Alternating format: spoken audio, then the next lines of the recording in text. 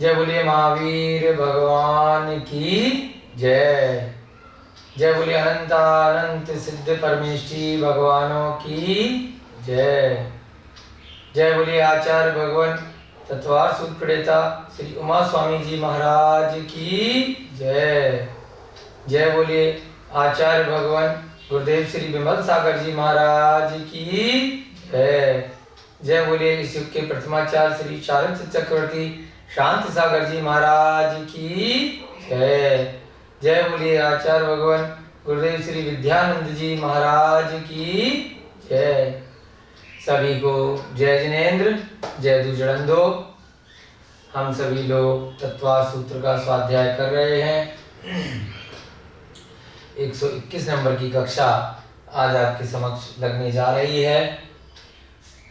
अष्टम अध्याय की चर्चा चल रही है। नाम कर्म का वर्णन चल रहा है।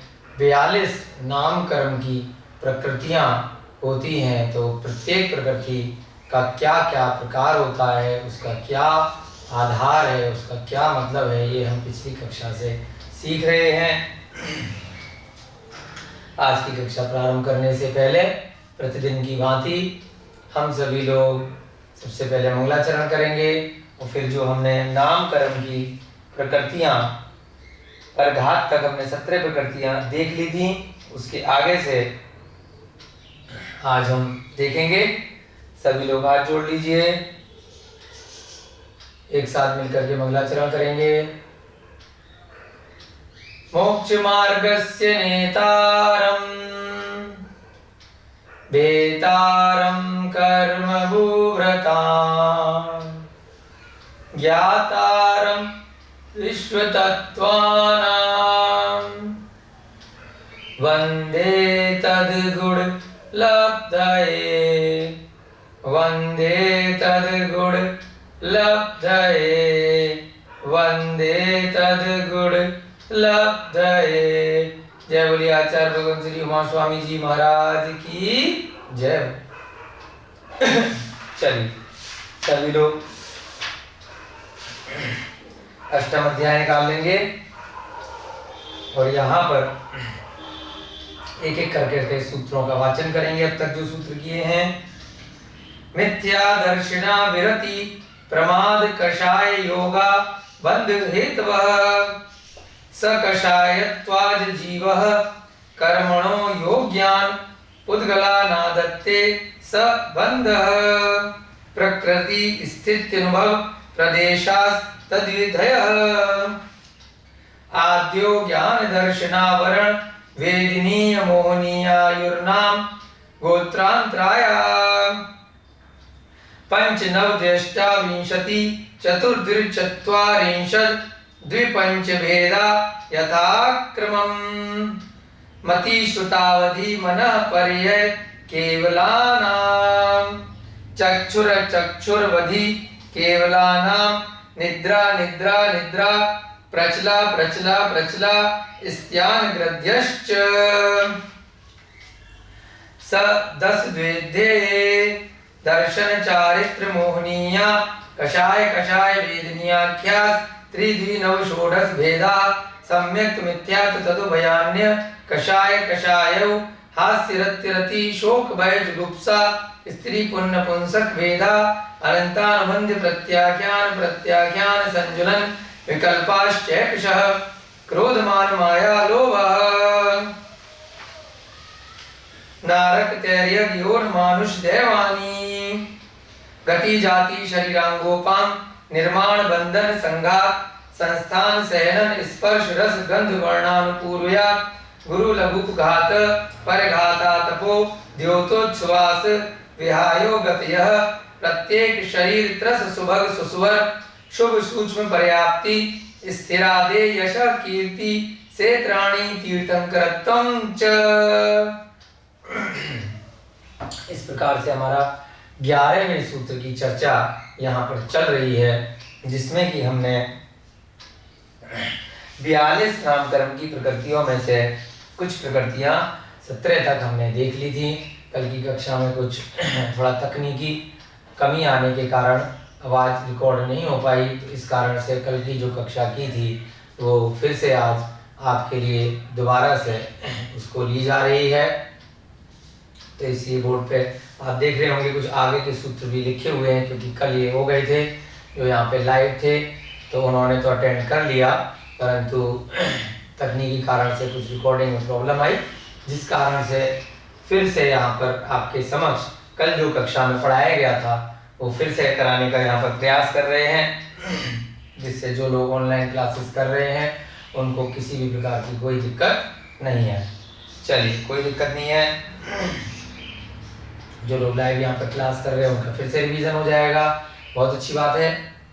तो एक बार फिर से हम रिवाइज करेंगे कि 42 नामकरण की जो प्रकृतियां हैं उनमें अब तक जो हमने प्रकृति करी, आपका जल्दी से रिवाइज हो जाएगा। जल्दी से करेंगे। पहली प्रकृति गति। गति कितने प्रकार की? 4 प्रकार की। मनुष्य गति, देव गति, नर गति और त्रियंश गति। दूसरी नामकरण की क्या है? जाति। जाति का मतलब जिस नामकरण के वजह से 1 से लेके 5 इंद्रिय में जीव को जन्म मिलता है, यह जाति कहलाती है।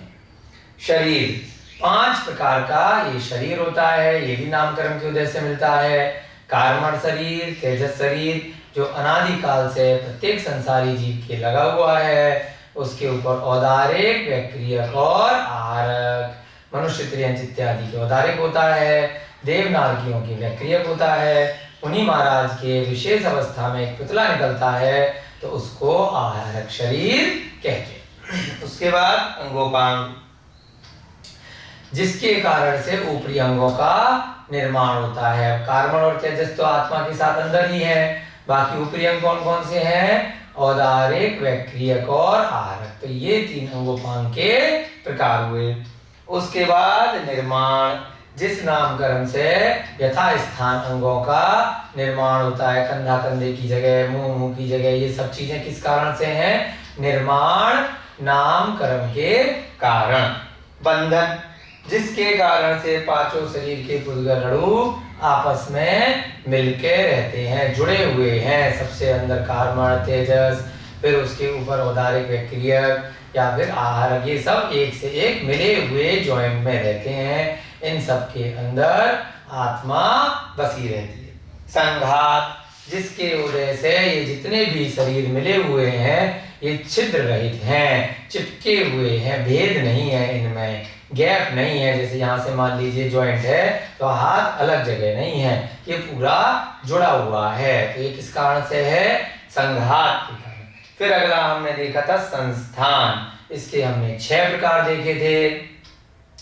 समचतुर संस्थान, जब बिल्कुल सामान्य सुंदर सुडौल शरीर मिलता है। न्यग्रोध परिमंडल, नीचे से पतला ऊपर से मोटा। स्वाति, ऊपर से मोटा नीचे पैर पतले पतले। कुब्जक, जब शरीर में पीछे ऊपर से कुबड़ निकला हो, झुका हुआ शरीर हो। वामन, यानी कि बौना शरीर मिल गया। कुंडक, जब शरीर के अंग अस्त व्यस्त हो, इधर उधर हो, कम ज्यादा हो। ये सब 6 प्रकार से संस्थान होते हैं। जैसे जीव ने पिछले भावों में कर्म किए होते हैं उसके हिसाब से वर्तमान में उसको इन 6 में से किसी प्रकार का संस्थान मिलता है। उसके बाद 9वें नंबर की प्रकृति देखी थी हमने, सहनन। यहाँ सहनन का तात्पर्य है हड्डी। तो अब हड्डियां किस प्रकार की हो सकती हैं? ये भी जीव की 6 प्रकार से हड्डियां हो सकती हैं। सबसे जो मजबूत हड्डी होती है उसे कहते हैं वज्र, वृषभ, नाराज, सहनन। जो तीर्थंकर इत्यादि चरम शरीरी जो जीव होते हैं उनको मिलती है। उनका इन्हीं कारणों से अकाल मरण भी नहीं होता।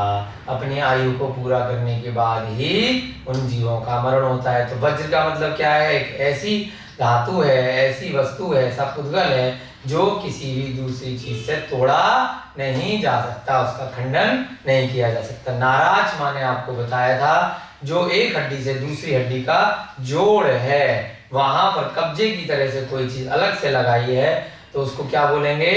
नाराज। और सहनन माने हड्डी, और वृषभ माने हड्डी का अंदरून ऊपरी वाला जो वेस्टर्न वाली परत है वो। तो तीनों चीजें, यानी कि सहनन माने अंदर की हड्डी, उनका जोड़ और ऊपरी परत, जब तीनों वज्र की बनी हुई होती हैं तो ऐसे सहनन वालों को क्या बोलते हैं? वज्र वृषभ नाराज सहनन।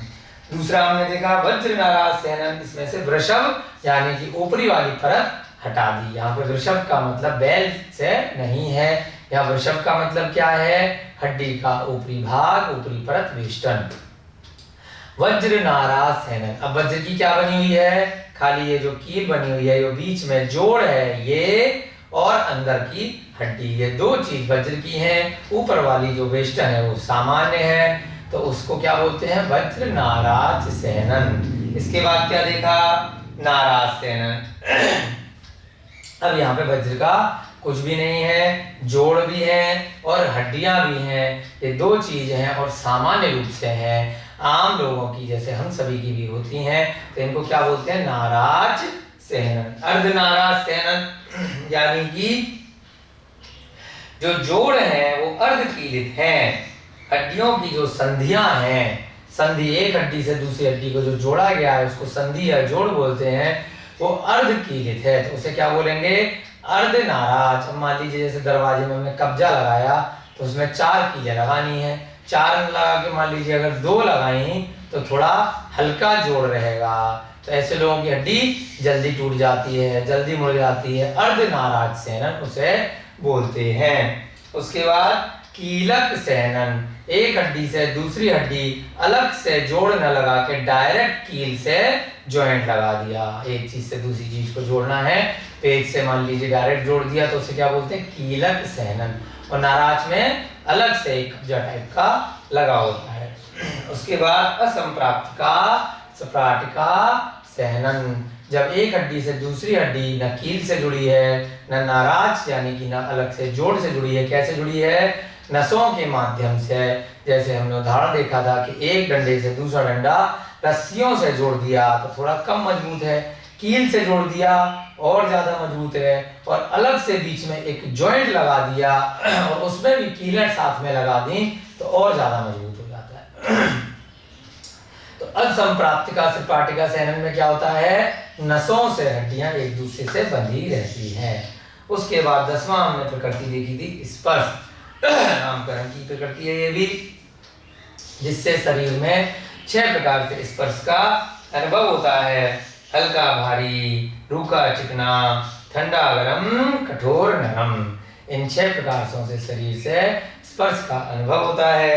रस भी हमने देखा था कि 5 प्रकार का रस है, कड़वा, मीठा, खट्टा, कसैला, चरपरा, इस प्रकार से ये जो रस होता है ये भी क्या है? नामकरण की ही प्रकृति बताई गई है। फिर 12वां देखा गंध, शरीर से गंध या दुर्गंध आती है जो प्राकृतिक रूप से होती है प्रत्येक जीव के शरीर में, वो उसके पिछले भवों के नामकरण के बंध के कारण होती है। ऊपर से आप कितना भी परफ्यूम लगा लें, कितना भी आप अपने ऊपर पाउडर लगा लें, खुशबू लगा लें, लेकिन वो ऊपरी परत ही रहती है। प्राकृतिक रूप से आपका नामकरण के कारण से प्रत्येक जीव के शरीर में से या तो दुर्गंध आएगी या सुगंध आएगी, ये 2 प्रकार की गंध हुआ करती है। वर्ण के हमने प्रकार देखे थे, 13वीं प्रकृति में 5 प्रकार का शरीर का वर्ण हो सकता है, उनके कॉम्बिनेशन से बहुत सारे बन सकते हैं, परंतु मुख्य रूप से जो 5 रंग हैं, काला, सफेद, नीला, लाल और पीला, इनसे ही शरीर का रंग बनता है। 14वां हमने देखा था अनुपूर्व, अनुपूर्व की चर्चा बहुत अच्छे से करी थी कि विग्रह गति का जो जीव है उस समय जब वह जा रहा होता है नए जीवन को अपनाने के लिए, तो पिछले शरीर का जब वो छोड़ के आता है तो उसके आत्मा के प्रदेश पिछले शरीर के जितना उसका आकार है उसके बराबर होते हैं। विग्रह गति में जब रहेगा तो पिछले शरीर के बराबर के होंगे, फिर जैसे ही नया जीवन मिलेगा तो नए शरीर के आकार की आत्मा के प्रदेश हो जाएंगे। अगर नया शरीर मनुष्य से निकल करके हाथी का बड़ा शरीर मिला है तो आत्मा के प्रदेश बढ़कर बड़े हो जाएंगे। मनुष्य से निकलकर अगर चींटी का शरीर मिला है तो आत्मा के प्रदेश पहले बड़े थे और बाद में चींटी जितने छोटे हो जाएंगे, संकुचित हो जाएंगे। तो इसको प्रदीप वर्ड, प्रदीपवत शब्द हमने पिछले अध्याय में पढ़ा था।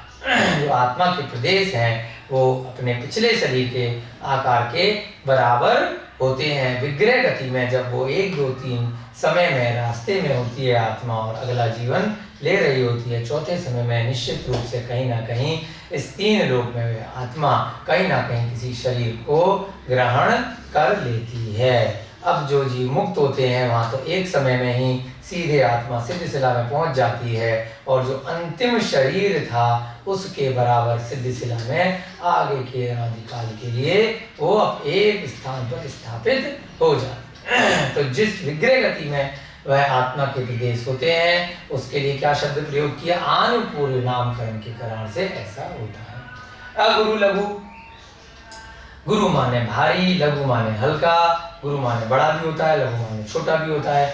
अलज्ञा साथ में, यानी कि ना बहुत ज्यादा भारी और ना बहुत ज्यादा हल्का।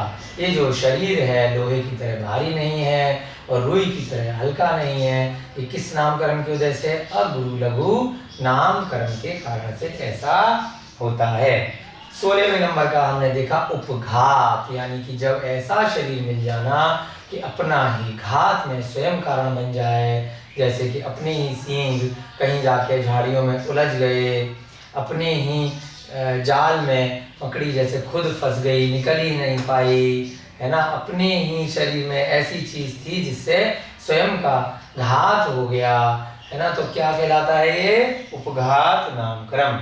सींगों का उलझ जाना, कस्तूरी मृग के अंदर कस्तूरी होती है जिसके कारण से उसका अन्य लोग वध कर देते हैं उसकी प्राप्ति करने के लिए। हाथी के दांत होते हैं जिसके कारण से उसको लोग मार देते हैं। बहुत सारे ऐसी चीज, स्वयं के शरीर में ऐसी कोई वस्तु होना जिसकी वजह से अन्य जीवों द्वारा या स्वयं के द्वारा ही अपना घात में कारण बन जाए। दूसरा परघात। अब स्वयं के शरीर में ऐसी चीज होना जिसकी वजह से चाहकर ना चाहकर भी अन्य जीवों को उससे नुकसान पहुंच जाए, अन्य जीवों की हिंसा हो जाए, वध हो जाए, मृत्यु हो जाए, तो उसे क्या बोलते हैं? परघात। जैसे सांप के अंदर जहर होना, बिच्छू में डंक होना, शरीर में ऐसे नुकीले कांटे होना, ऐसी जहरीली चीज होना। समुद्र के जीवों में बहुत बार होते हैं ऐसी जहरीली चीजें कि उसको कोई टच कर ले तो उससे जहर फैल जाता है। तो ये सब क्या है? परघात। चलिए यहां तक आपका हो गया था। अब आगे बढ़ते हैं 18वें नंबर के सूत्र से। यहां पर हम आगे बढ़ते हैं, इसको मिटा देते हैं, हालांकि कल करा दिया था, फिर से एक बार आपके लिए इस सूत्र को करा देंगे, कोई दिक्कत नहीं है। यहाँ से आपको हम करा देंगे ये वाले सूत्र। चलिए फिर से लिख देंगे।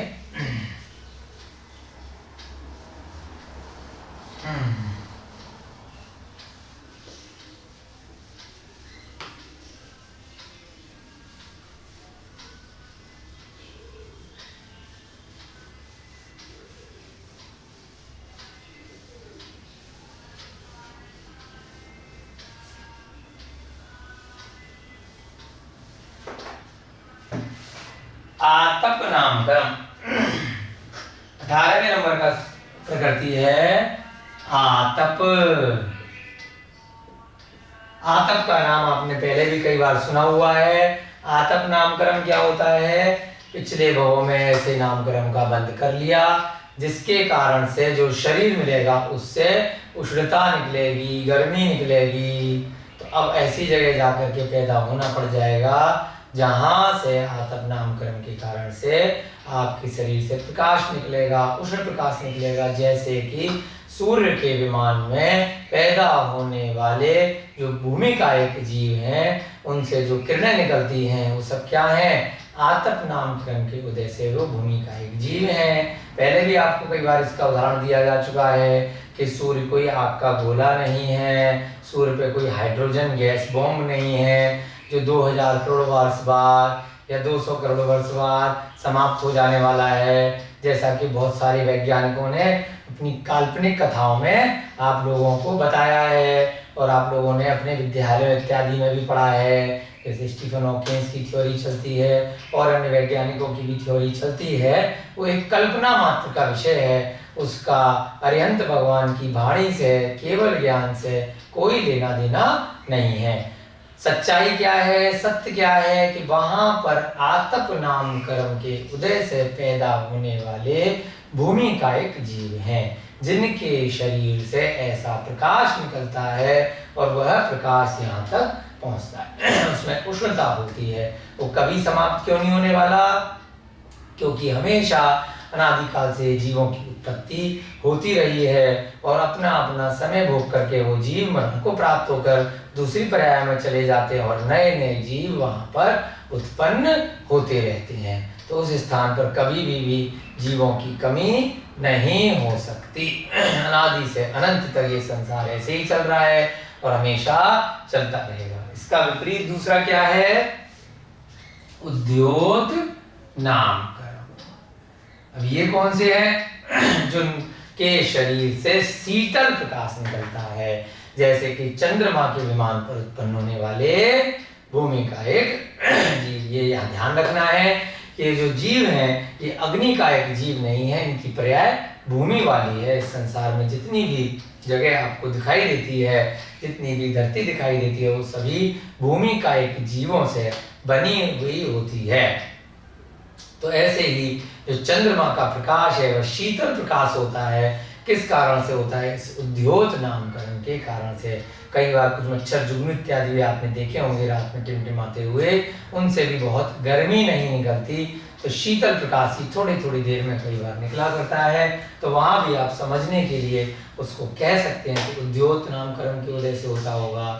परंतु जो मुख्य रूप से उद्योत और आतप शब्द जो शास्त्रों में प्रयोग किए गए हैं वो चंद्र के विमान के लिए और सूर्य के विमान के जो प्रकाश है उसको समझाने के लिए ही बताए गए हैं। जिस नाम कर्म के उदय से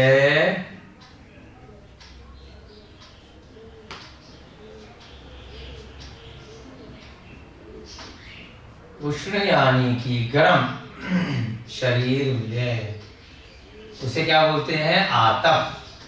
उदाहरण, सूर्य के विमान पर उत्पन्न होने वाले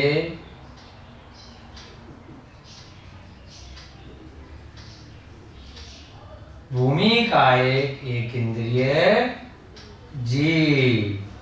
उद्योत नामकरण में क्या है? यहाँ उष्ण प्रकाश निकलता है, यहाँ पर शीतल प्रकाश निकलता है ना। जिस नाम कर्म के उदय से शरीर से शीतल प्रकाश निकलता है। उदाहरण, चंद्रमा के विमान पर उत्पन्न होने वाले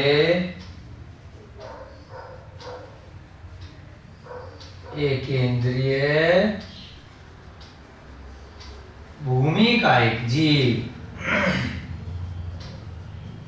कभी भी न चंद्र के विमान पे जीवों की समाप्ति होगी, न सूर्य के विमान पर। ये सभी अनादिकाल से आते रहते हैं, जाते रहते हैं, प्रकाश देते रहते हैं। ठीक है। उसके बाद ये आपके अच्छे समझ में आ गया। फिर 20वां नामकरण देखेंगे, उच्छ्वास। जिस नामकरण के कारण से शरीर में सांसोच्छ्वास हो। उच्छ्वास का मतलब होता है सांस लेना, सांसोच्छ्वास। उच्छ्वास माने सांस छोड़ना। इस प्रकार से यानी कि अलग अलग जीव अलग अलग तरीके से अपने अपने योग्य वातावरण से सांस लेते हैं। कोई जल से लेता है, कोई वायु से लेता है, कोई अग्नि से लेता है, अग्नि में रहने वाले जीव है ना, अलग अलग स्थान से। कोई भूमि से ही सांस ले रहे हैं, ठीक है। कोई जमीन के अंदर के जीव हैं, वो अपने अपने तरीके से अपने अपने योग्य जो उनके शरीर में सांस लेने की चीज बनाई गई है। जैसे पंच इंद्रिय में आपने देखा कि घ्राण इंद्रिय है, कई जीवों के घ्राण है ही नहीं, है ना। एक इंद्रिय, दो इंद्रिय आपने सारे 5 प्रकार के पढ़े हैं ना। तो उसमें स्पर्श, रसना, घ्राण, चक्षुकर्ण। तो स्पर्श और रसना वालों की तो घ्राण ही नहीं है, तो इसलिए अलग अलग जीव अपने अपने योग्य शरीर के माध्यम से सांस लेते हैं। तो वह किस नाम कर्म से होता है? इस उच्छ्वास नाम कर्म के कारण से, जिस नाम कर्म के उदय से शरीर सांस ले सके। अब उसकी घ्राण इंद्रिय किस प्रकार की होगी, ये सब उसने पिछले भवों में जैसे कर्म बांधे होंगे। जिस नाम कर्म के उदय से शरीर सांस ले सके, उसे क्या बोलते हैं? उच्छ्वास। उसके बाद क्या है अगला? 21वां विहायो गति। 21वां क्या है? विहायो गति। ये सब नाम कर्म चल रहा है, मुख्य रूप से शरीर की चर्चा चल रही है। तो शरीर में कैसी कैसी चीजें जीव को मिलती हैं। विहायो गति का मतलब क्या है? उड़ने की गति। विहाय माने उड़ने की गति। अब कोई जीव किस प्रकार से आकाश में उड़ सकता है? जैसे हम वर्तमान में मनुष्य इत्यादि हैं, हम बहुत कोशिश करके भी स्वयं के शरीर के माध्यम से आकाश में नहीं उड़ पाते। हमें अलग अलग तरह के यंत्रों का, साधनों का आश्रय लेना पड़ता है। हवाई जहाज का लेना पड़ेगा, या हेलीकॉप्टर का लेना पड़ेगा, या ऊपर से अगर नीचे आना है तो पैराशूट इत्यादि का हम सहारा ले सकते हैं। लेकिन अपनी इच्छा से बिना किसी बाह्य साधन के हम अगर उड़ना चाहें तो नहीं उड़ सकते। कौन उड़ सकते हैं अपने शरीर के माध्यम से? पक्षी इत्यादि हैं, या किन्हीं किन्हीं जीवों को, जैसे रिद्धियां हो गई, चारण रिद्धिधारी मुनिराज इत्यादि हैं, विद्याधर हैं। विद्याधर मनुष्य होने के बाद भी विद्याओं के माध्यम से उड़ सकते हैं। विजयार्थ पर्वत की श्रेणी पे भी रहते हैं विद्याधर, और इसके अलावा अन्य स्थानों पर भी विद्याधर गमन कर सकते हैं, है ना। तो ये सब किस कारण से है? विहायो गति। अब इसके भी दो प्रकार होते हैं, या तो बहुत अच्छी चाल से उड़ना, और एक थोड़ा गिरते पड़ते उड़ना। अच्छी चाल से कोई जीव उड़ रहा है, कोई पक्षी उड़ रहा है, तो उसको बोलते हैं प्रशस्त विहायो गति। और अगर जहां चाहे वहां पर नहीं उड़ के बैठ जा पा रहा एक बार में, उसके पंखों में या अंदर से शरीर में कोई ऐसी कमी है जिससे वो ठीक से नहीं उड़ पाता, तो किस कारण से है? अप्रशस्त विहायो गति नामकरण के कारण से। तो ये सब भी किस वजह से होता है? ये भी नामकरण का भेद है। जिस नामकरण के उदय से आकाश में गमन कर सके, जिस नामकरण के उदय से जीव आकाश में गमन कर सके या उड़ सके। ये कितने प्रकार का होता है? ये भी दो प्रकार का होता है। यहां से मिटा दें, ऊपर से आपने लिख दिया होगा, तो जिससे कि आगे के सूत्र हम यहीं से पढ़ लेंगे, फिर उसके बाद के यहां से मिटा देते हैं। ठीक है, आप जल्दी जल्दी से इसको नोट कर लीजिएगा, समझ लीजिएगा अच्छे से। ओके, विहायो गति कितने प्रकार का होता है? यह दो प्रकार का होता है।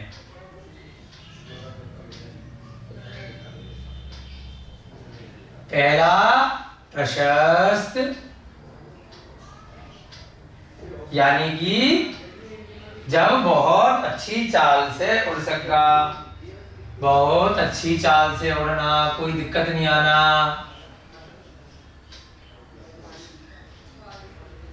और दूसरा क्या है? अप्रशस्त, यानी कि अच्छी चाल से नहीं उड़ पाना, कोई दिक्कत आके रहना। वैसा किस वजह से? अप्रशस्त विहायो गति नामकरण के कारण से, अच्छी चाल से नहीं उड़ पाना। ठीक है, ये कितने हो गए हमारे? 21 नामकरण यहाँ पर आपके समाप्त हो गए। अब हमने सूत्र की जब प्रारंभ किया था, वहां आपको बताया था कि 21 तक आचार्य महाराज ने एक साथ लिए हैं।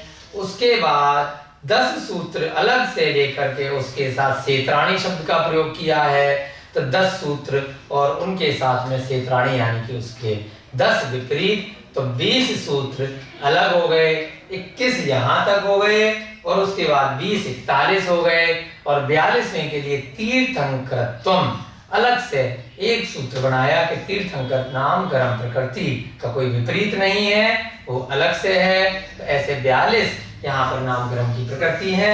अब 21 के बाद में हम जो भी एक एक करके लेके चलेंगे तो वो जोड़े से चलेंगे, एक सामान्य रूप से और एक उसका विपरीत यानी कि सेत्राणी, दो दो करके अब हम यहाँ से एक एक करके लेंगे।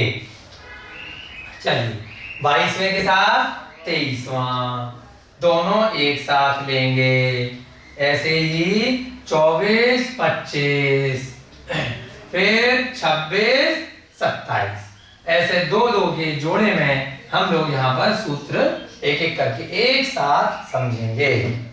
हमने चार्ट पहले ही बना ही दिया था कि सीधे सीधे 10 कैसे हैं और 10 उसके विपरीत किस प्रकार से हैं। तो सबसे पहले लेंगे 22वां, वो क्या है? प्रत्येक शरीर।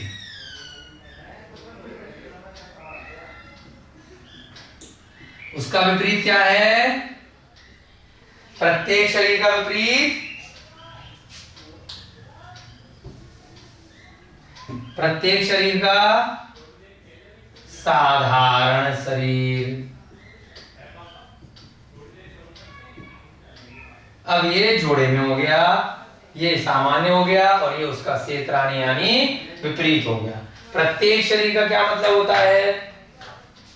जैसे हमारा और आप सभी का शरीर है, हम एक जीव हैं जो बोल रहे हैं, समझ रहे हैं, पांचों इंद्रियां हैं, तो हमारे शरीर में इस समय वर्तमान में एक ही आत्मा इस प्रत्यक्ष रूप से आपको दिखाई दे रही है जो काम कर रही है ना। ऐसे ही आप सबके शरीर में जो जान रहे हैं, देख रहे हैं, पढ़ रहे हैं, समझ रहे हैं, तो एक एक शरीर का एक एक स्वामी हो, उसे क्या बोलते हैं? प्रत्येक। अब हमारे शरीर के ऊपर अन्य बहुत सारी आत्माएं, बहुत सारे जीव आश्रित हो सकते हैं, परंतु वे सभी अपने अपने स्वच्छंद स्वामी हैं। जैसे मान लीजिए हमारे शरीर में जल है, रक्त है, वात है, पित्त है, कफ है, स्पर्श इंद्रिय हैं, बाल हैं, यहाँ पर भी बहुत सारे जीव छोटे छोटे हो सकते हैं। स्पर्श इंद्रिय पे भी चींटी चल सकती है, छोटे छोटे जीव चल सकते हैं।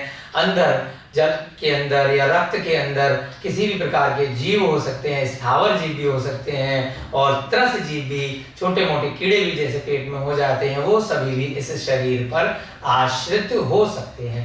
वो सभी भी क्या हैं? अपने अपने स्वयं के स्वामी हैं। उनको मान लीजिए भूख लग रही है, हमारे शरीर के अंदर कोई जीव है तो हमें भूख लगे जरूरी नहीं है, उनको कोई कष्ट हो रहा है तो हमें भी हो कोई जरूरी नहीं है। लेकिन एक शरीर ये अलग है, वो अन्य शरीर जो आश्रित है वो अलग है। सबकी स्वच्छंद प्रकृति है, स्वच्छंद काया है, तो उसे क्या बोलते हैं? प्रत्येक शरीर। एक चींटी दिखाई दे रही है वो एक हो गई, हाथी दिखाई दे रहा है आपको वो एक हो गया। ये जितने भी, जैसे देव पर्याय में आप चले गए तो एक देव पर्याय मिल गई, नरक चले गए तो नरक हो गए, पशु पक्षी ये सब क्या है? प्रत्येक शरीर। ठीक है, उनका एक जो कंप्लीट शरीर है उसका एक स्वामी है। अब ये साधारण शरीर क्या होता है? अब जब शरीर एक है परंतु उस शरीर को बनाने में ही बहुत सारी आत्माएं लग गई हैं। जैसे कि पेड़, एक जो पेड़ है पूरा की पूरा, उसका जो पत्ता है मान लीजिए, तो उस पत्ते में, तने में बहुत सारे वनस्पति कायिक जो एक इंद्रिय जीव हैं, उन सब से मिलकर के वो पूरा की पूरा पत्ता बना या पूरा की पूरा पेड़ मिला, उसके बहुत सारे स्वामी हैं। तो उसको क्या बोलते हैं हम? साधारण शरीर, है ना। प्रत्येक शरीर यानी कि एक स्वामी, साधारण शरीर एक शरीर के बहुत सारे मालिक हैं। ठीक है, जिसके उदय से शरीर का एक स्वामी हो। जिस नाम कर्म के उदय से एक शरीर का एक स्वामी हो, उदाहरण मनुष्य, देव, नारकी, पशु पक्षी इत्यादि। साधारण शरीर, जब एक ही शरीर के अनेक स्वामी हो तो उसको साधारण बोलते हैं। प्रत्येक माने एक। जब एक ही शरीर के अनेक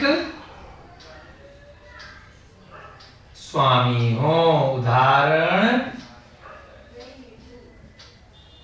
वनस्पति,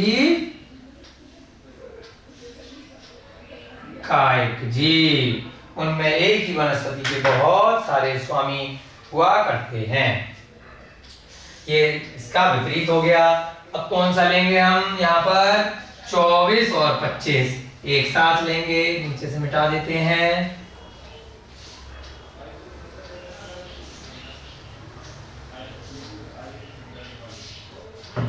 चलिए, 24वां कौन सा है? स्थावर। और उसका क्षेत्राणी यानी विपरीत त्रस। ये जोड़े में हो गए। स्थावर पर्याय भी नामकरण की प्रकृति से मिलती है, जो 5 प्रकार की होती है। कौन कौन सी? जल, अग्नि, वायु, वनस्पति, भूमि।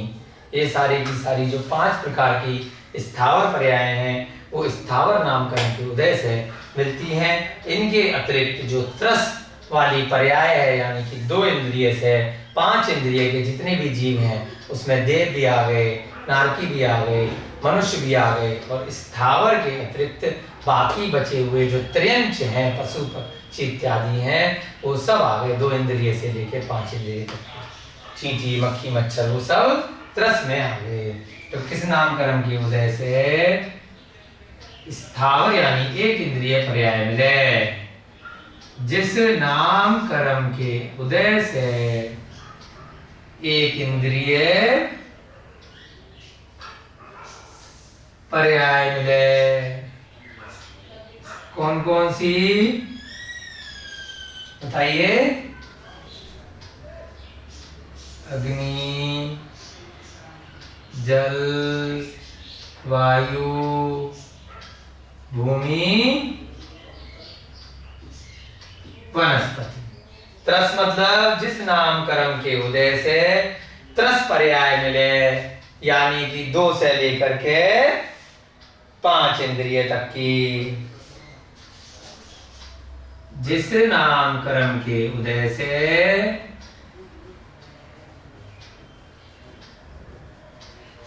त्रस पर्याय मिले, उदाहरण 2 से 5 इंद्रिय तक के जीव। अब देवनार की सब 5 इंद्रिय के होते हैं, मनुष्य भी 5 इंद्रिय के होते हैं, और लट पिपील से लेकर सारे की सारे जो भ्रमर इत्यादि हैं, वो सब मच्छर मक्खी, वो सब 2, 3, 4 इंद्रिय के होते हैं। तो यहाँ पर आपका 24 और 25 ये जोड़े के रूप में हो गया।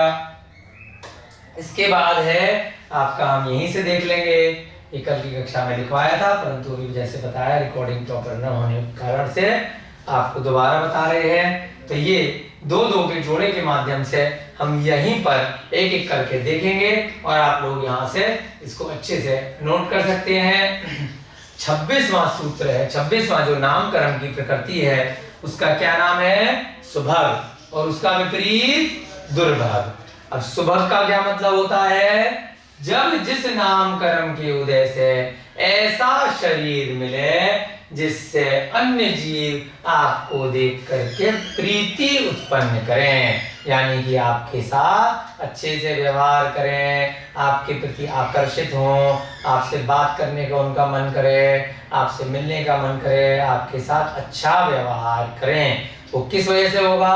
आपके स्वयं के सुभग नाम के नामकरण के उदय से होगा, कि अन्य जीव आपसे बहुत प्रेमवत व्यवहार कर रहे हैं। और इसका विपरीत दुर्भग, यानी कि जब जीव आपको देख करके बैर करें, दूर भागें, आपसे अच्छा बर्ताव ना करें, आपके साथ अप्रीति उत्पन्न करें, तो उसे क्या बोलते हैं? दुर्भग। अन्य जीव आपको देख करके अप्रीति उत्पन्न करें। तो अगर कभी आपके साथ ऐसा हो रहा है तो आप मान लीजिए आप ही के ऐसे वाले कर्मों का उदय है, जिसकी वजह से आपको इस प्रकार से सुभग या दुर्भग नाम के कर्म के कारण से प्रीति या अप्रीति का अनुभव अन्य जीवों के द्वारा हो रहा है। ठीक है, आगे देखते हैं। दो सूत्र, दो प्रकृतियां यहाँ पर और जोड़े में देखी, सुस्वर और अगली दुस्वर। सुस्वर का क्या मतलब है? जैसे किसी की बहुत अच्छी आवाज होती है और रूप भी अच्छा होता है। कई बार क्या होता है, रूप अच्छा है परंतु आवाज बहुत खराब है, तो उसे क्या बोलते हैं? दुस्वर।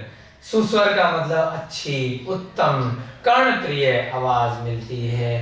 वह भी किस कारण से है? वो ये नाम कर्म के उदय के कारण से है कि बहुत मधुर आवाज है, संगीतमय आवाज है, ऐसी आवाज है कि जिसको बार बार सुनने का मन कर रहा है, मंत्र मुग्ध आप हो जा रहे हैं। तो किस कारण से? उनका सुस्वर नाम का नाम कर्म का उदय चल रहा है। और किसी की आवाज खराब हो गई, आवाज ही चली गई, गूंगे हो गए, इंद्रियां हैं फिर भी बोल नहीं पा रहे, तो उन्होंने ऐसे नाम कर्म का बंध पिछले भवों में किया है, जिसका अब उदय आया तो उसका स्वर अच्छा ही नहीं है, आवाज ठीक से नहीं निकल रही है, प्रॉपर नहीं निकल रही है, तो वो सब क्या है? दुस्वर नाम के नाम कर्म का उदय उनका चल रहा है। उसके बाद दो जोड़े में देखिए हमने 30 और 31, ये क्या है? शुभ और उसका विपरीत अशुभ। यहाँ चूंकि नाम कर्म की चर्चा चल रही है, शरीर का वर्णन चल रहा है, तो शुभ और अशुभ का मतलब आपके शरीर से ही लेंगे। जब ऐसा शरीर मिले जहां पर शरीर के अंग बहुत ही सुंदर हों, कोमल हों, मनोहर हों, है ना, आकर्षण उत्पन्न करने वाले हों। यहाँ तो आवाज का था और यहाँ पर क्या है? शुभ शरीर। वहां था सुभग, यानी कि अन्य जीव प्रीति कर रहे हैं, और अशुभ शरीर में जब शरीर के अंग सुंदर नहीं है, मनोहर नहीं है, कुरूप हैं, तो वह सब किस कारण से है? वह सब इन्हीं नाम कर्म के उदय से है। इसमें आपकी या किसी अन्य की वर्तमान की कोई गलती नहीं है। आपने पूर्व में ऐसे कर्म किए हैं जिसके कारण से आपको बहुत सुंदर शरीर मिला है, या काफी कुरूप यानी कि मनोहर शरीर नहीं मिला है। इसके बाद हमने दो सूत्र देखे।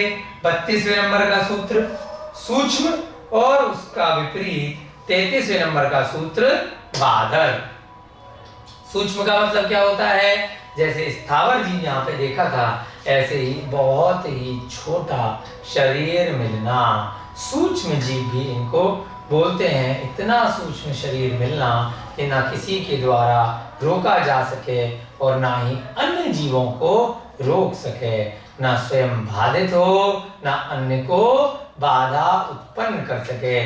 मान लीजिए वायु का एक इंद्रिय जीव है, तो क्या करेगा? यहाँ वो बोर्ड से भी बाहर निकल सकता है, दीवार से भी बाहर निकल जाएगा, नीचे फर्श को भी क्रॉस करके कहीं भी निकल जाएगा, ऊपर छत को भी क्रॉस करके आर पार निकल जाएगा। इतना सूक्ष्म है।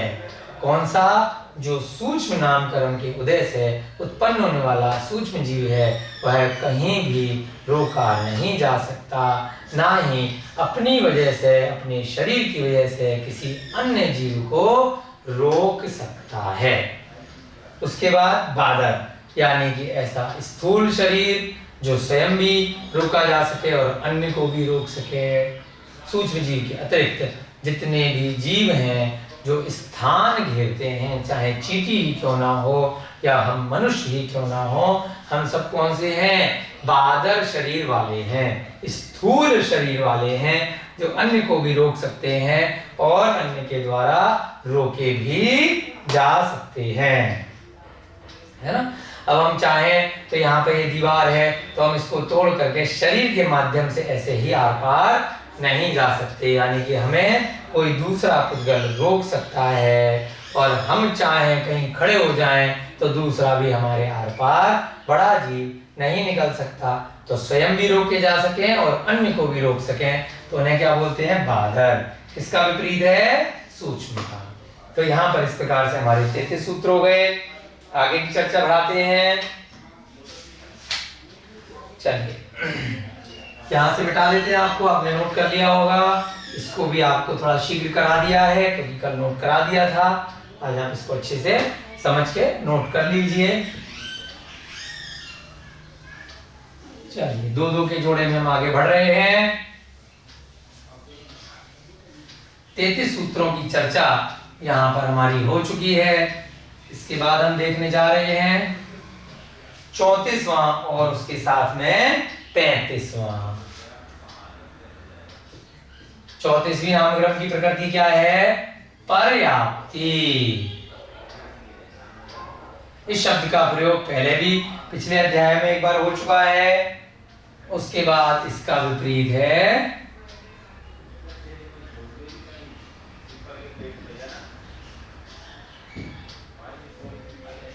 अपर्याप्ति।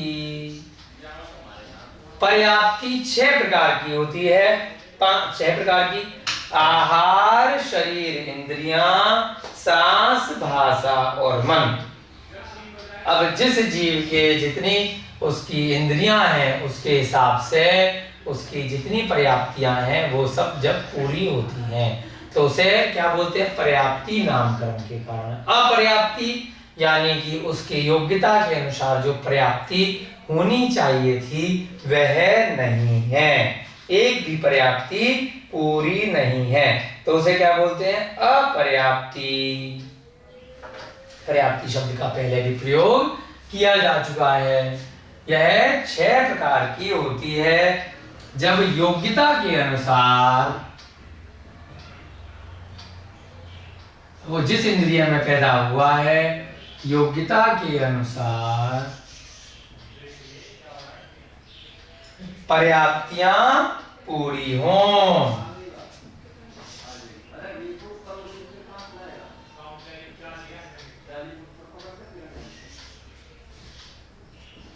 ये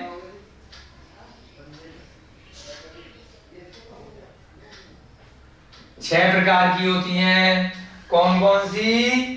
आहार, शरीर, इंद्रियां, सांस, भाषा और मन। आहार, शरीर, इंद्रियां, सांस, भाषा और मन। अब इनमें से मान लीजिए जितनी उसकी पर्याप्ति उसकी इंद्रियों के हिसाब से उसकी योग्यता के अनुसार होनी चाहिए थी परंतु नहीं है। आहार लेने योग्य होना चाहिए था, नहीं ले पा रहा। भाषा उसको आनी चाहिए थी, नहीं बोल पा रहा, नहीं भाषा समझ पा रहा। मन होना चाहिए था लेकिन काम नहीं कर रहा। तो जब इनमें से कोई भी अपर्याप्ति पूरी नहीं है तो उसे क्या बोलते हैं? अपर्याप्ति। जब उसकी योग्यता के अनुसार उसकी पर्याप्ति है तो उसे क्या बोलेंगे? पर्याप्ति वाला नामकरण। अपर्याप्ति जब योग्यता के अनुसार एक भी पर्याप्ति पूर्ण न हो। जब जीव की योग्यता अनुसार एक भी पर्याप्ति पूर्ण ना हो तो उसे क्या बोलते हैं? अपर्याप्ति।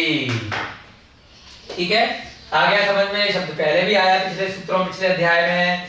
उसके बाद क्या देखेंगे? 2-2 के जोड़े में हम आगे बढ़ रहे हैं। 36वां और 37वां। 36 नंबर हमने देखा है स्थिर, यानी कि शरीर कैसा हो?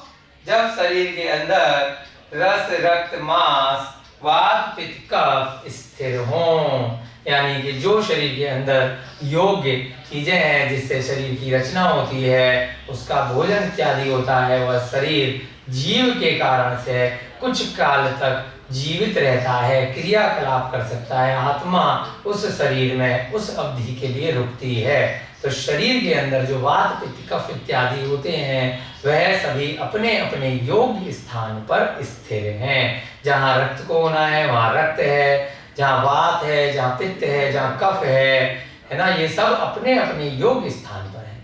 तो ये सब क्या कहलाते हैं? ये सब स्थिर नाम कर्म के कारण हैं। और इसका विपरीत क्या है? अस्थिर। जब इधर इधर हो जाए तो उससे क्या होगा? रोग होना प्रारंभ हो जाएगा। जो चीज जितनी होनी है उतनी ना होके बढ़ जाए, कम हो जाए, वात पित्त कफ के कारण से शरीर में रोग हो जाते हैं, उनका बैलेंस जैसे ही बिगड़ जाता है।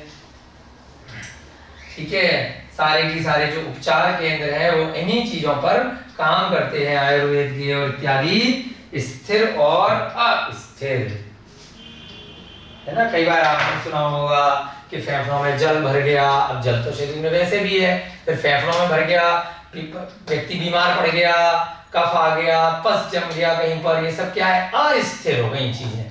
जहां होना चाहिए था उसको वहां ना होकर के दूसरे स्थान पर पहुंच गया, है ना। तो उसे क्या बोलते हैं? अस्थिर, है ना। शरीर में तमाम तरह की जो रोग लग जाते हैं, कब्ज हो गई, हार्ट की बीमारी हो गई, पित्त की बीमारी, बहुत सारे हजारों तरह की जो रोग लगते हैं वो इसी अस्थिर नाम कर्म के उदय से होते हैं। इसमें किसी का अन्य का कोई दोष नहीं है, आपके स्वयं के पूर्वजनों के कर्म हैं और वर्तमान समय में भी कर्म है, क्योंकि आपने जैसा खाया पिया, जैसा आपने अपने आत्मा का और शरीर का ध्यान रखा, तो उस हिसाब से आपकी ये सारी की सारी चीजें हिल जाती हैं, स्थान परिवर्तित कर लेती हैं और आपके शरीर में रोग हो जाता है। और जिन कारणों से अगर आपका चरम शरीर नहीं है तो अकाल मरण भी इस अस्थिर नामकरण के कारण से हो सकता है।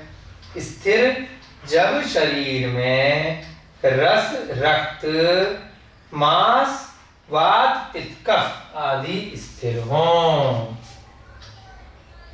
जिस नाम कर्म के उदय से शरीर में रस, रक्त, मांस, वात, पित्त,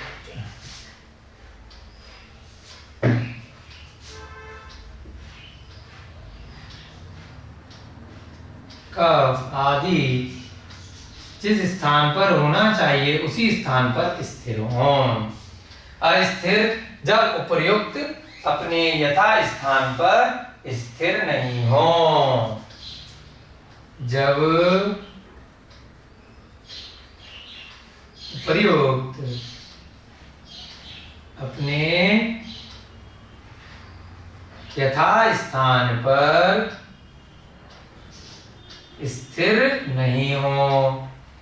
अब मान लीजिए शरीर में रक्त जितना होना चाहिए, अब कोई दुर्घटना हो गई तो रक्त निकल गया सारा, तो अस्थिर हो गए। तो इसलिए क्या हुआ, यहाँ पर अस्थिर नामकरण के उदय से वहां पर उसको दुर्घटना के कारण से मृत्यु भी हो सकती है। अब आगे देखते हैं, 36 37 हो गए। अब लेंगे हम आधे और अनाधे। आधे का उल्टा क्या है? अनाधे।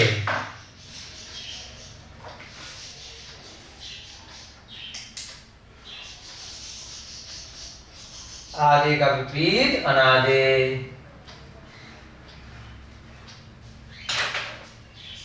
38 और 39 आधे, और यहां पर 39 नंबर का उसका विपरीत अनाधे। क्या बना?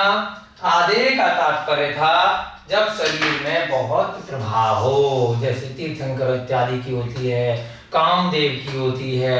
एक तो यहाँ पर हो गया शुभ और अशुभ, ये सुंदर मनोहर, और यहाँ पर आधे का मतलब है बहुत ज्यादा प्रभाव उनकी, जैसे बोलते हैं ना, इनके शरीर से बहुत तेज प्रकाश निकलता है, आभा निकलती है, बहुत सुंदर, अति सुंदर शरीर होना, एक तो नॉर्मल सुंदर है, एक आभा से इतना ज्यादा आभा कि प्रकाश जैसा निकलता हो, जैसे केवल ज्ञान में निकलता है ना। बोला है ना कि करोड़ों सूर्य के सामने भी वह प्रकाश ज्यादा पड़ जाता है।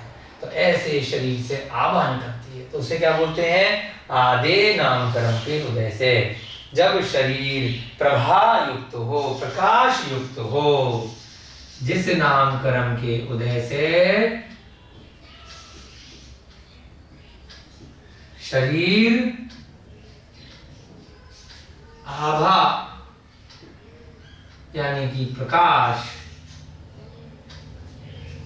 युक्त हो, या प्रभावी इसको बोलते हैं,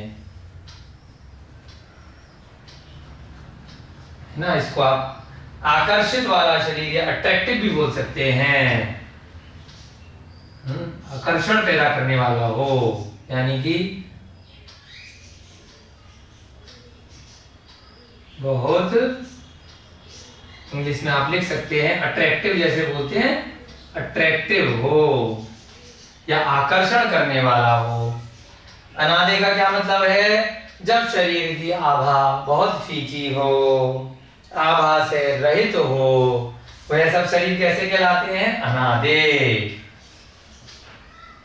जब शरीर आभा से यानी कि प्रभा से रहित हो,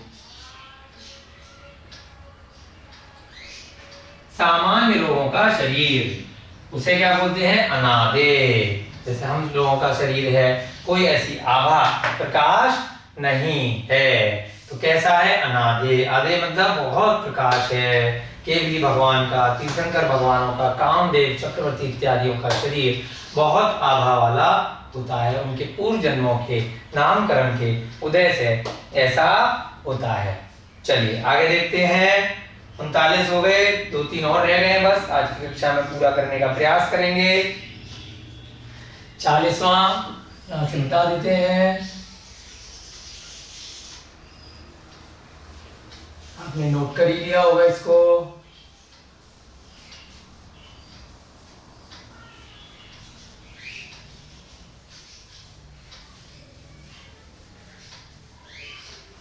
चलिए 40वां क्या है? यश कीर्ति, और उसका विपरीत 41वां अयश कीर्ति।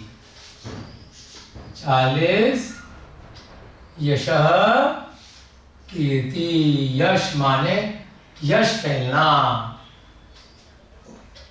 41 उसका विपरीत हो जाएगा,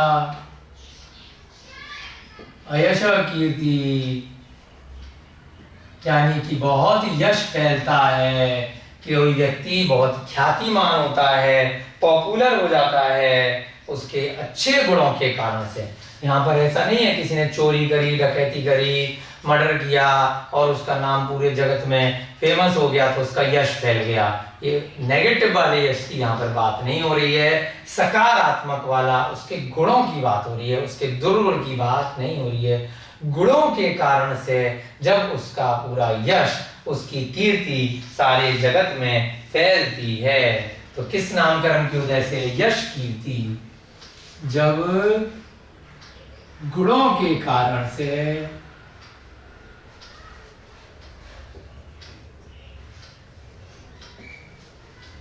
यश फैले उसका संसार में,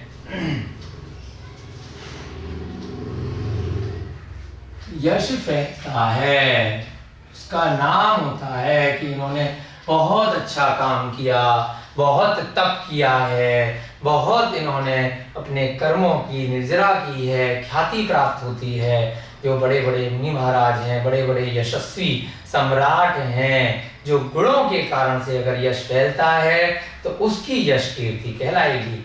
दुर्गुण अगर वह राजा भले ही बन गए, लेकिन क्या कर रहे हैं? अत्याचार कर रहे हैं, प्रजा को साथ दुर्व्यवहार कर रहे हैं, युद्ध लड़ रहे हैं, तो उससे यश नहीं है। यश तो फैल रहा है तब भी, लेकिन अयश जो गुणों के विपरीत, उनके दुर्गुणों के कारण से उनका यश फैल रहा है ना। जब गुणों के कारण यश नहीं फैलता, चोरी करी, डकैती करी, अखबार में छप गया, सब संसार में इंटरनेट के माध्यम से वर्तमान में उसके बारे में पता चल गया, तो वो क्या है, वो यश कीर्ति ना होकर के अयश कीर्ति है, उसके दुर्गुणों का यश फैल रहा है यहाँ पर। जब गुणों का यश नहीं फैले, इसके विपरीत उसके दुर्गुण के कारण से उसको लोग जान जाएं कि ये कितना गलत व्यक्ति है, इसने इतने गलत कार्य की। चलिए आपके ये 41 नंबर तक 10 और उसके विपरीत 10, यहाँ पर 22 से हमने प्रारंभ किए थे, यहाँ 41 नामकरण समाप्त हो गए। अब सबसे अंत वाला जो सबसे इम्पोर्टेंट नामकरण है, जिसके लिए बहुत बड़े बड़े तपस्वी जीव 16 कारण भावनाओं का ध्यान करते हैं और केवली भगवान या श्रुत केवली के पाद मूल में इस तीर्थंकर नामकरण प्रकृति का आश्रय हो सकता है, ये आगे की चर्चा में आपको बताएंगे। लेकिन यहाँ पर मुख्य रूप से जो तीर्थंकर नामकरण है उसके बारे में यहाँ पर हम लिख लेते हैं। तीर्थंकर त्वं च, 42वां अंत में जो नामकरण की प्रकृति है वह बताई जा रही है। कब होती है ये नामकरण का आश्रय, पहले आपको पिछले अध्याय में भी कराया है।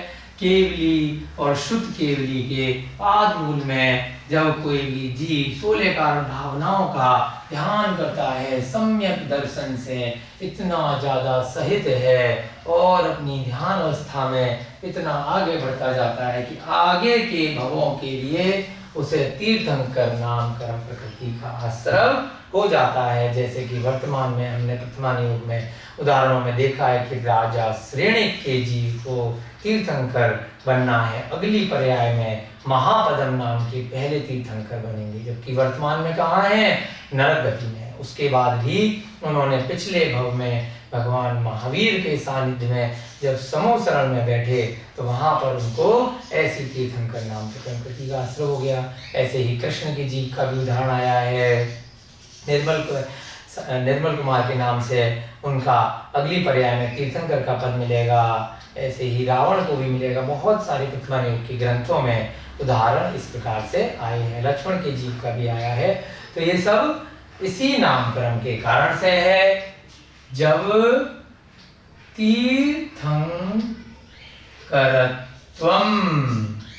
च माने और जब तीर्थंकर नामकरण की प्रकृति का उदय हो,